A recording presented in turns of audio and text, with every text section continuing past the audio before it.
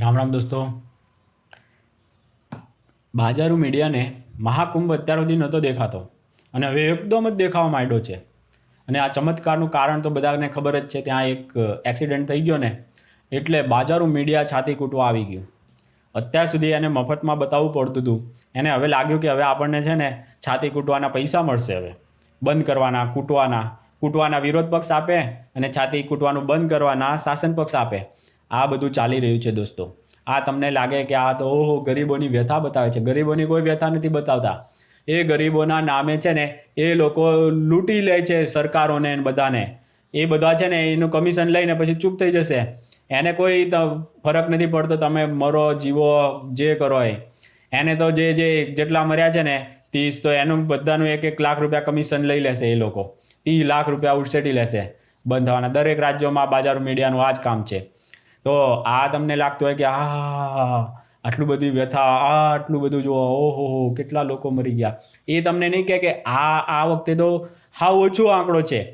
સૌથી પહેલાં નહેરુના ટાઈમમાં ખાલી 4 લાખ લોકો મહાકુંભમાં હતા અને 1000 જેટલા લોકો મૃત્યુ પામ્યા હતા એમાં નાસભાગમાં, ભાગદોડીમાં. બોલો, આ નહેરુના ટાઈમની વાત કરું તમને. એ પછી તો કેટલાય મહાકુંભોમાં આ ભીડભાડ ને નાસભાગના કારણે આવું થયું છે. અને આવું દુનિયાભરમાં જ્યાં પબ્લિક વધારે હોય ને, મક્કા મદીના, અને એમાં પણ હજારો લોકો, 2500, 2000, એનાથી બી કેટલાય વધારે લોકો મૃત્યુ પામે છે. કારણ કે હવે આટલી બધી પબ્લિક થતી હોય તો થોડું ઘણી અવ્યવસ્થા ક્યાંક થઈ જાય તો પછી એ કાબુ બહાર થઈ જાય. અને આ વખતે બહુ સારી વ્યવસ્થા અને બધું કરેલું હતું, છતાં પણ આ વસ્તુ થઈ ગઈ. તો હવે શીખશે, નેક્સ્ટ ટાઈમ આનામાંથી સારું શીખશે કે આટલું થયું છે તો એ શેના કારણે થયું ને એ બધું બી નહીં થવા દે. પણ આ વખતે વ્યવસ્થામાં કોઈ કમી નથી રાખી. એટલું વસ્તુ તો બધાને ખબર હતી, બધા માને છે. પણ બાજારુ મીડિયા ચૂપ હતું કે આટલી સારી વ્યવસ્થા એ નહોતું બતાવતું. અને અચાનક એને થયું કે વાહ, હવે આવી ગયું છે. હવે આ ગીધડા છે ને જ્યાં મળદા દેખે ને ત્યારે આ બાજારુ ગીધડાઓ આવી જ જાય. એટલે તો આ લોકોને વી.કે. સિંહ સાહેબ જેવા લોકો કહે છે કે આ બાજારુ પ્રોસ્ટિટ્યૂટ વેશ્યા છે. આ લોકો બાજારુ મીડિયા છે એટલા માટે જ કહે છે. કારણ કે આ લોકોને પોઝિટિવિટી, કંઈ સારું ને એવું ક્યારેય દેખાશે નહીં. પણ નેગેટિવ તો બધું પાના ભરીને મૂકવા માંડ્યા. એકદમ હરામખોરીની ઇંતહા કરી નાખી છે આ બાજારુ મીડિયાએ. અને તમને એમ લાગતું હોય કે આ પપ્પુને એવું બતાવે છે કોફી પીતા ને એવું. આમાં શું છે? ન્યૂઝ જેવું શું છે? પપ્પુ કોફી બનાવીને પીવડાવે છે, એમાં ન્યૂઝ જેવું શું છે? કાંઈ નથી હોતું. પણ એ લોકો પપ્પુના પ્રમોશન માટે આ લોકોને પૈસા આપ્યા હોય, એ વિડીયો ચલાવવા માટે પૈસા આપ્યા હોય એટલે ચલાવે. એના વખાણ કરવાના આપ્યા હોય પૈસા એટલે એ વખાણ કરે, આપ્યાઓના વખાણ કરે ને એવું બધું. જ્યારે સરકારના કંઈ સારા કામો છે, એનાથી કેટલા લોકોને ફાયદો થાય છે એવી સ્કીમો ક્યારેય જણાવશે નહીં. કેટલી સારી સ્કીમો છે કે લોકો એનો ફાયદો લઈ અને મા કાર્ડ છે, હેલ્થ કાર્ડવાળા આવી ગયા.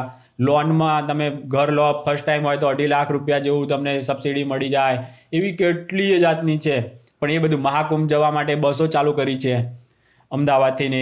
તો એ સરકારને પણ કહેવાનું, ખાલી અમદાવાદ જ છે ભાઈ, સિટી ખાલી અમદાવાદ જ છે કે બીજા બધા સુરતથી કરો, રાજકોટથી કરો, વડોદરાથી કરો, બધેથી કરો ને. એકલું બધું જે હોય તમારે અમદાવાદને જ આપવાનું છે કે પછી બીજા બધાને આપવાનું છે? બધું જે હોય અમદાવાદથી જ. અને બાજારુ મીડિયાનું ગઢ બી અમદાવાદ જ છે. આ અમદાવાદ શું લેવા છે? સમજો દોસ્તો, બાજારુ મીડિયાનું ગઢ બી અમદાવાદ જ છે. એ લોકો ડાયરેક્ટ ત્યાંથી ત્યાં સીધો ગૃહ મંત્રાલયમાં કોઈ રિપોર્ટ જતો હોય ને તો એ બાજારુ મીડિયામાં થઈને જાય છે. હવે આવું બધું થવા માંડ્યું છે આ ગુજરાતમાં. એટલે હવે આપણે એના બધા મુદ્દા ઉઠાઈશું. સરકારનું પણ આ ખોટી સિસ્ટમ છે કે ખાલી અમદાવાદથી જ કરો, એ પણ આપણે ઉઠાઈશું. એના માટે એવું બને તો એક આખો વિડીયો લઈને આવીશું.